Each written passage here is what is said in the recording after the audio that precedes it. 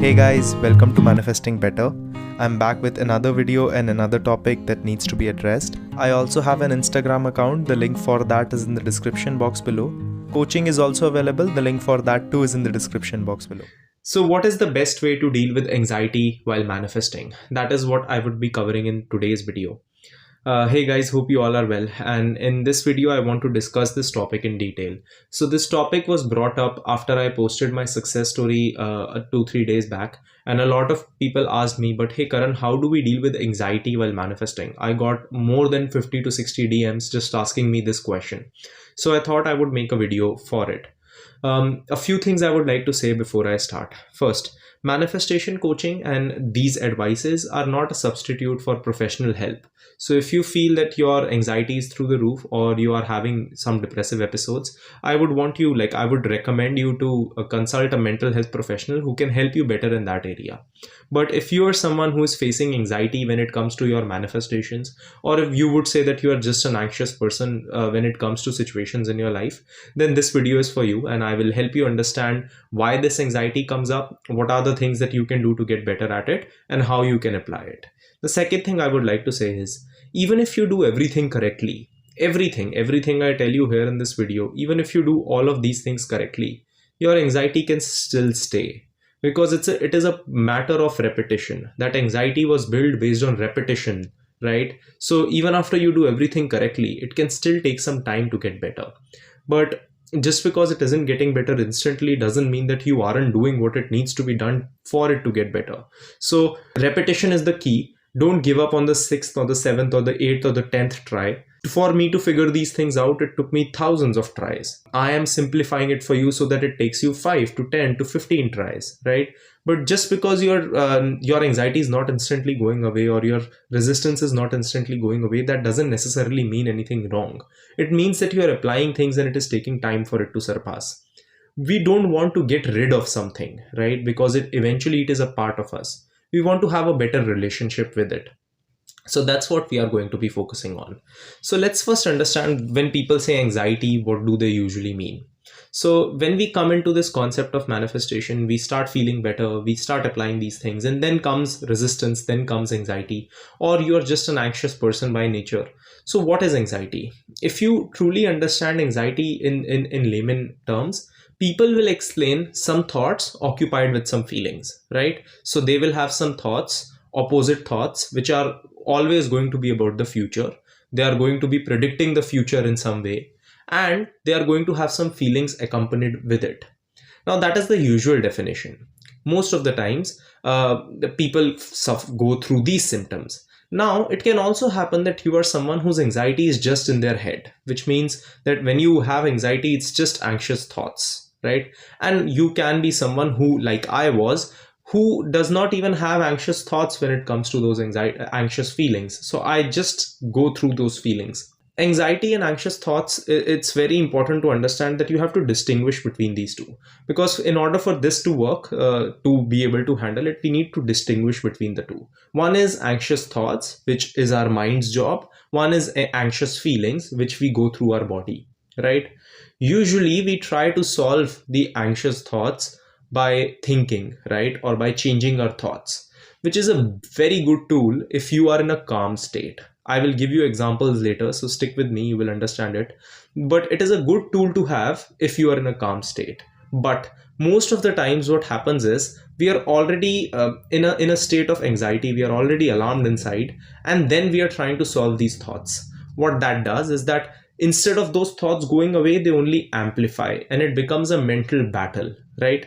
So let's understand why these feelings and why this anxiety comes in the first place. So when I am talking about anxiety here, I'm talking about anxious thoughts. So your brain has one job, a very major job, to protect you, right? And in order for it to protect you, it creates patterns. And in order for it to create patterns, there are negative patterns, there are positive patterns, right? Some things that your brain trusts you with and some things that your brain doesn't trust you with.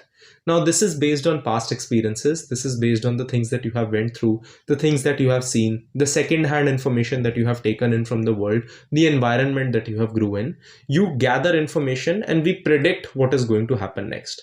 Because if we predict what is going to happen next, we want to gather some sense of control, right? And in our attempt to gather some sense of control, we try to put our probable how into place. So we try to predict that, okay, if this is happening, then the probability is that this and this will happen, right? If you are someone who has seen experiences which haven't gone your way, can be failed relationships, can be a failed marriage of your parents, can be some movie that you saw as a kid where the main actor was very successful only after he was broken up with, things like that.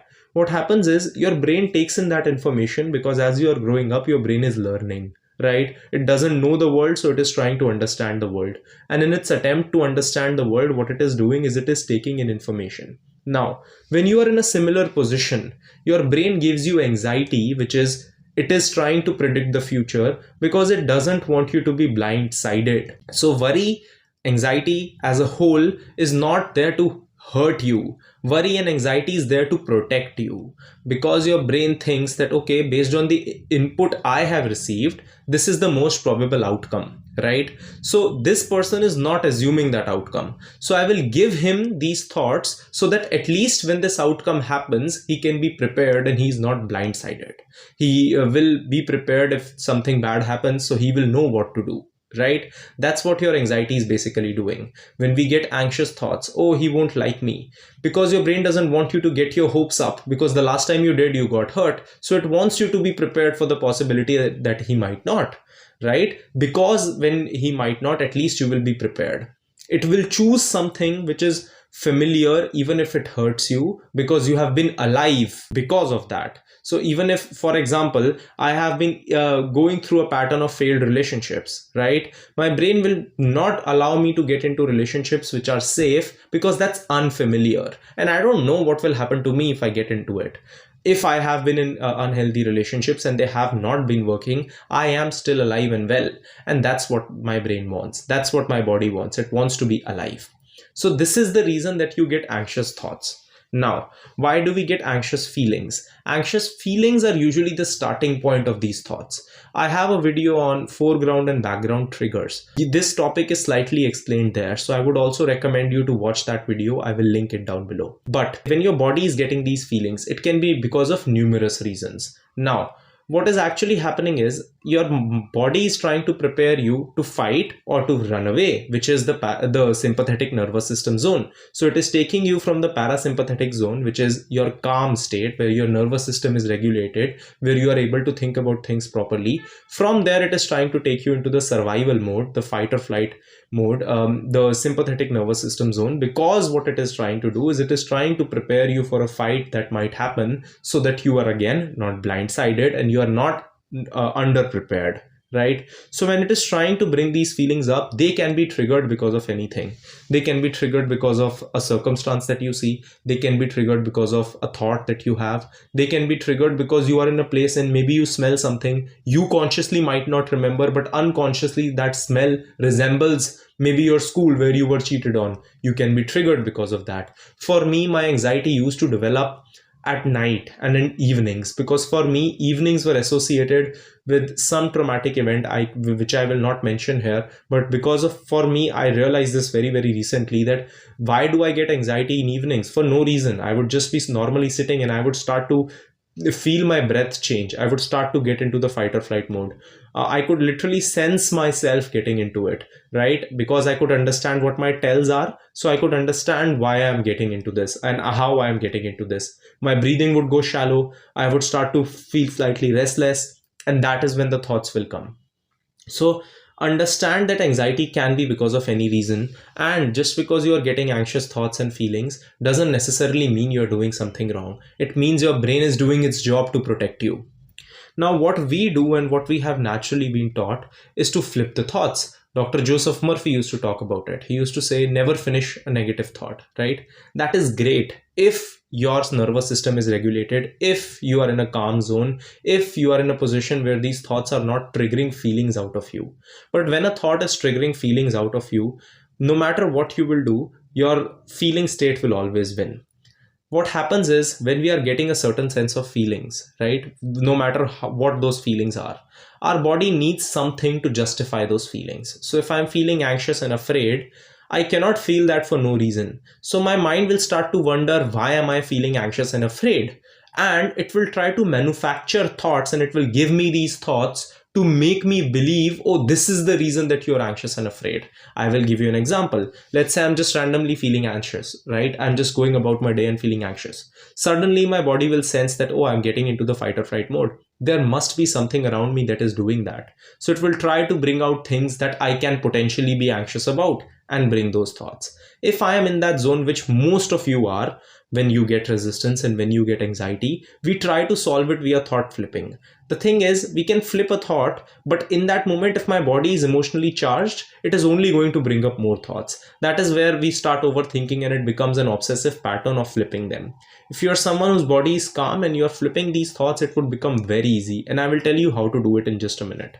Now, what to do with these feelings, and why is it important to solve a feeling first? I will give you an example. I want you to do this small activity. You can pause the video for a second after I'm done explaining the activity and try it.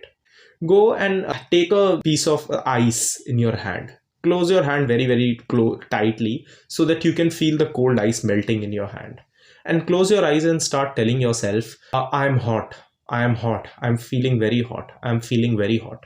The probability is in that moment it would be very difficult for you to feel very hot, because there is a feeling which is superseding the thoughts that you are having, right? Instead, what I would want you to do is I would want you to drop the ice, wash your hands with some hot water, and then tell yourself, I'm feeling hot, I'm feeling hot. It will automatically be more believable. That's what happens when we are trying to flip thoughts. When we have an ice cube in our hand, we are already feeling cold, we are already feeling anxious. In that moment, when we try to run through those thoughts, it doesn't really solve the problem. Now, what to do? First, when you are feeling anxious, right, or you are having that alarm in your body, you are feeling anxious feelings. Instead of trying to solve it via thought, first go into your body. Now, how to do it is, close your eyes. Whenever you are feeling anxious, just close your eyes for a minute. Sense where you are feeling that feeling in your body, right? Let's say it's in your stomach. Let's say it's in your chest. Let's say it's in your throat. It can be anywhere. Put your hand where the feeling is the most. Now, it can be in multiple places. You can feel anxiety in your stomach and your chest simultaneously. Let's say it's in your stomach. Hold your hand on your stomach. Now start breathing slower.